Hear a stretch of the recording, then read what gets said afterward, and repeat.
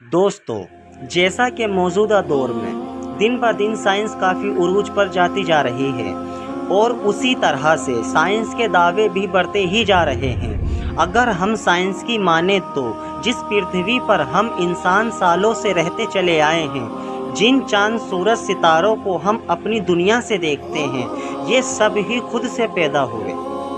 इन कहकशाओं में जो कुछ भी है वो सब खुद से ही वजूद में आया और खुद से ही सारा निज़ाम चल रहा है। मगर दोस्तों, ये तो अक्ल में आने वाली बात ही नहीं कि कैसे ये पूरी दुनिया और फिर तरह तरह के जानवर, परिंदे, अलग अलग तरह के इंसान, उन ऊंचे पहाड़, समुंदर, नदी, दरिया, बाग बगीचे, फूल, खुशबू, बारिश का होना, सूरज का निकलना, चांद का चमकना, फिर इतना बड़ा स्पेस और उस स्पेस में Mercury, Earth, Mars, Jupiter, Saturn, Arun, Neptune के जैसी बड़ी गैलेक्सी बिना किसी पैदा करने वाले के इतना सब कुछ वजूद में आखिर कैसे आ सकता है? हरगिज़ नहीं। इन सब को पैदा करने वाला है जो इन सब को वजूद में लाया, और वो है हमारा खुदा अल्लाह रब्बुल आलमीन। अल्लाह ताला ने कुरान में इरशाद फरमाया, हमने कुन फयाकून कह के इस कायनात को वजूद बख्शा। जब कुछ नहीं था तब भी अल्लाह की ज़ाते पाक थी, और जब कुछ नहीं होगा तब भी हमारे अल्लाह की ज़ात बाकी होगी। फिर जब उसने चाहा मुझको भी कोई जाने, तब उसने इस सारे जहान को वजूद बख्शा। जबकि साइंस की थ्योरी हम देखें तो साइंस कहती है कि गॉड, ईश्वर, अल्लाह जैसी कोई ज़ात नहीं, ये सारी कायनात हमेशा से है। वही इस्लाम की माने तो जिस पृथ्वी पर हम हैं और ये पूरी की पूरी गैलेक्सी पहले नहीं थी, यानी ये दुनिया, ये आसमान, ये कायनात पहले कुछ नहीं था।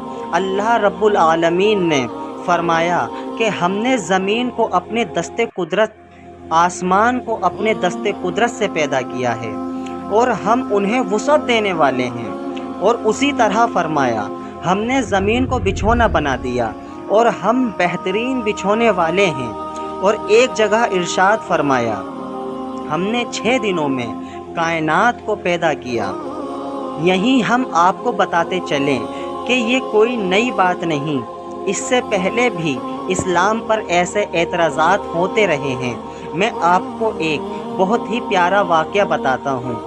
तो आइए चलते हैं आज से तकरीबन 1300 साल पहले हज़रत इमाम आज़म अबू हनीफ़ा रज़ी अल्लाह ताला अन्हु के दौरे ज़माना में। आपके दौर में भी इस तरह के काफ़ी फितने उठे, जिसमें से एक मशहूर व मारूफ वाक़या, एक यहूदी ने खलीफा वक्त से सवाल किया कि मुसलमान ये मानते हैं ये सारी दुनिया अल्लाह ने पैदा फरमाई, जबकि मैं इसका इनकार करता हूँ। ये सब खुद से पैदा हुआ और खुद से ही ये सारा निज़ाम चल रहा है।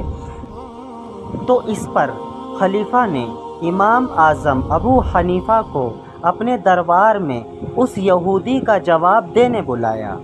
आप दरिया के उस पार रहते थे और खलीफा का दरबार दरिया के दूसरी जानिब था।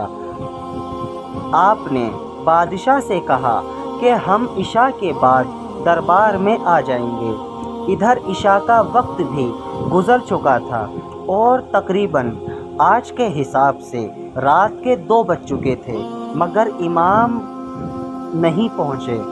यहूदी बड़े ही फ़ख्र से कहने लगा कि देखो, कहाँ है तुम्हारा रहबर, कहाँ है तुम्हारा इमाम। जब तो बड़े ही फ़ख्र से कहा था कि तुम्हारा जवाब इमाम आज़म देंगे। ये कौन इमाम आज़म हैं कि देखो, मेरे इस सवाल का जवाब इमाम आज़म तो क्या कोई नहीं दे सकता, क्योंकि ये कायनात खुद से ही वजूद में आई है। यहूदी की इस बात को सुनकर सारे दरबारी और ख़ुद खलीफा भी परेशान और हैरान था। शायद इमाम के पास इसका जवाब नहीं, इसी वजह से वो अब तक नहीं आए। सब शर्मसार हो ही रहे थे कि इतने में इमाम की आमद होती है और उनको देखते ही सबको बहुत खुशी हुई। खलीफा उनके इस्तकबाल में खड़ा हुआ और फरमाया, इमाम आपको इतना वक्त कैसे लगा, जबकि महल आने में इतना वक्त तो नहीं लगता। इस पर इमाम ने फरमाया, बादशाह सलामत, मैं तो अपने वक्त पर ही अपने घर से निकल गया था, मगर जैसे ही मैं दरिया पर पहुंचा, वहां मैंने एक अजीबो गरीब मंजर देखा जिस पर मैं हैरान था, क्योंकि दरिया पार करने के लिए वहां ना ही तो कोई कश्ती वाला था और मुझे दरिया पार करा सके। तभी मैंने देखा कि कुछ दरख्त खुद ही कटे और तख्तों की शक्ल में आए। फिर दरिया में से कुछ लोहे की कीलें बाहर आईं, जिन्होंने उन सभी तख्तों को अपनी अपनी जगह पर मजबूती से लगा दिया। देखते ही देखते एक अजीमुशान कश्ती तैयार हो गई। फिर वो मेरे पास आई और एक आवाज़ आई कि आप इस पर सवार हो जाएं।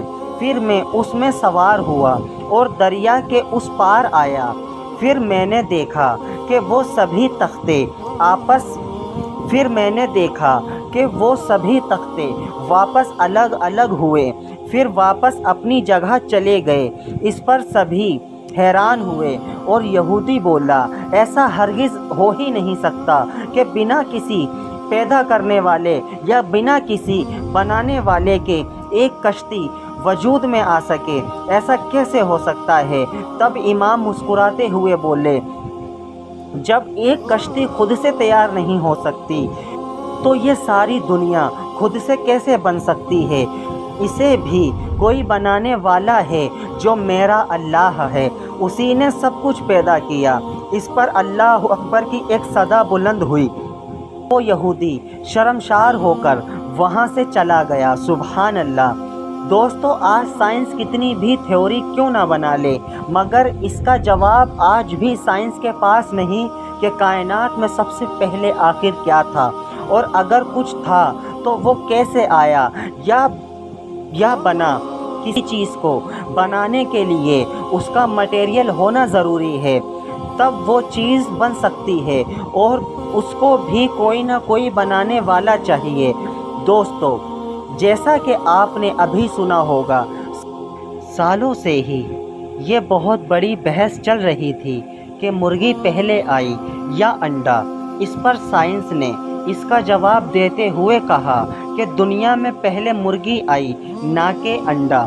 फिर आखिर में मैं साइंस से ही यही सवाल करता हूँ कि उस मुर्गी को किसने पैदा किया था, या वो मुर्गी कहाँ से, कब और कैसे आई, या वो मुर्गी जिस भी चीज़ से वजूद में आई वो चीज़ कैसे बनी।